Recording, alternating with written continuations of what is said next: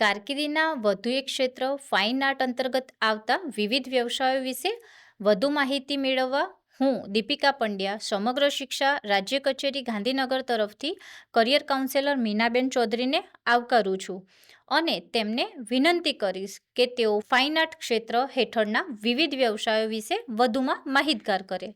નમસ્કાર મિત્રો. કલા એ ઈશ્વરનું માનવજાતને આપેલું સૌથી અમૂલ્ય વરદાન છે અને કલાકાર એ માધ્યમ છે જેના દ્વારા આ વરદાન સાકાર થાય છે. કલાકાર એટલે ચિત્રકાર, નૃત્યકાર, ગાયક, અભિનેતા, શિલ્પકાર, લેખક વગેરે. કલાકાર એ વ્યક્તિ નહીં જે ચિત્રો દોરે કે મંચ પર અભિનય કરે.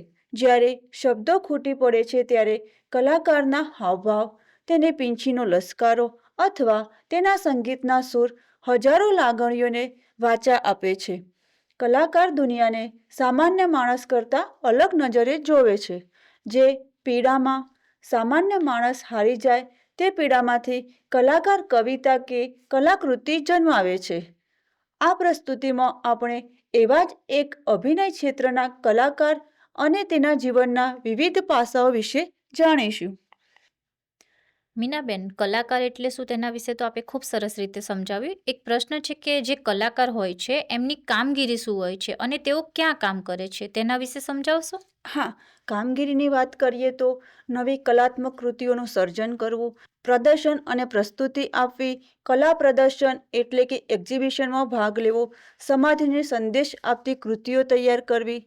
અને તેમના કાર્યક્ષેત્રની વાત કરીએ તો કલા ગેલેરીમાં, મંચ કાર્યક્રમોમાં, ફિલ્મ અને મીડિયા ક્ષેત્રોમાં, શિક્ષણ સંસ્થાઓમાં સ્વતંત્ર સર્જક તરીકે તેઓ કામ કરી શકે છે.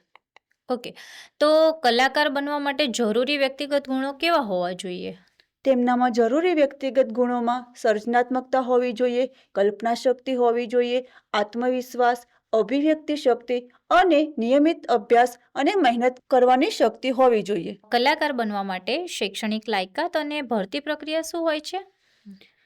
શૈક્ષણિક લાયકાતની વાત કરીએ તો કોઈપણ વિદ્યાશાખામાં ધોરણ 12 પૂર્ણ કરવું, ફાઇન આર્ટ્સમાં સ્નાતક પદવી, ફાઇન આર્ટ્સમાં અનુસ્નાતક પદવી. અને ભરતી પ્રક્રિયા જોઈએ તો કલા પ્રદર્શન દ્વારા ઓળખ, ઓડિશન અથવા ઇન્ટરવ્યૂ, પ્રતિભા અને અનુભવ આધારિત પસંદગી કરવામાં આવે છે. મીનાબેન, જે કલાકાર હોય છે એમનું માસિક વેતન કેટલું હોય છે? કલાકારનું વેતન તેના ક્ષેત્ર, પ્રતિભા અને લોકપ્રિયતા પર આધારિત હોય છે.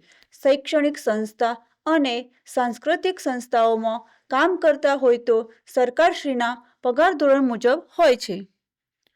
ઓકે, અને જે કલાકાર હોય છે તેમને શું આગળ જતા પ્રગતિના અવસરો મળે છે ખરા? હા, તેમને પ્રગતિની અસીમ તકો મળતી હોય છે, જેવી કે સ્વતંત્ર કલાકાર તરીકે ઓળખ, રાષ્ટ્રીય અને આંતરરાષ્ટ્રીય પ્રદર્શન, કલા શિક્ષક અથવા પ્રોફેસર, કલા નિર્દેશક સુધીના પ્રગતિના અવસરો મળી રહે છે. ખૂબ સરસ મીનાબેન. તો હજી પણ એક પ્રશ્ન થાય છે મને કે કલાકાર બનવા માટે શિષ્યવૃત્તિ કે કોઈ યોજનાનો લાભ મળી શકે છે ખરા? હા, રાષ્ટ્રીય પોર્ટલ scholarship.gov.in અને શૈક્ષણિક લોન મેળવવા માટે PM વિદ્યાલક્ષ્મી પોર્ટલથી માહિતી મેળવી શકો છો. જી, તો આ સંદર્ભે ક્યાં અભ્યાસ કરવાનો થઈ શકે છે, તેમાં સફળ થયેલા વ્યક્તિઓની સાફલ્ય ગાથા તથા કેરિયર કાર્ડની લિંક અને આ હોદ્દાની વધુ માહિતી આપ આ વિડીયોના ડિસ્ક્રિપ્શન બોક્સમાંથી મેળવી શકો છો.